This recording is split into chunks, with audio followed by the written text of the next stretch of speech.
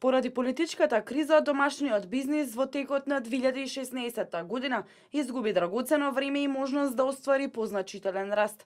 Ова е дел од дискусијата на седницата на Управниот одбор на Организацијата на работодавачи на Македонија, на која се оценуваше годината што изминува и воедно се формулираа предлози кои ќе бидат доставени до владата и синдикатите на разгледување и усвојување во текот на 2017 година. Ова го изјави претседателот на Организацијата на работодавачи на Македонија Ангел Димитров.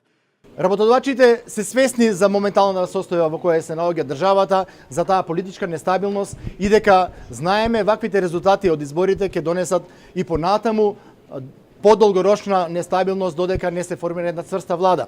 Но од друга страна сакаме овој период да го искористиме за наши активности, да ги видиме сите активности на членките, нивните забелешки и да бидеме спремни пред новата влада веднаш да излеземе со предлози.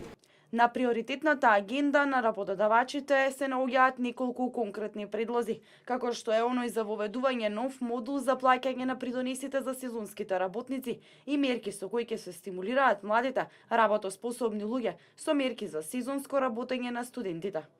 Во овој систем, во ова пазарно стопанство, иницијативата на предприемачите, предприемништвото и развојот на приватната економија, иницијатива е основа за развој на целото општество.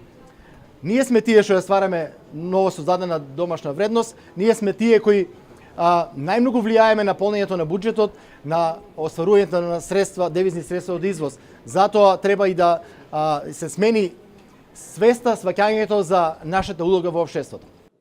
На станите на кои Организацијата на работодавачи на Македонија ги формулираше овие и другите предлози, што придонесуваат за унапредување на бизнис климата и работењето на компаниите во Македонија, се со поддршка од проектот Унапредување и социјален диалог, кој е финансиран од Европската унија, а го спроведува Меѓународната организација на трудот.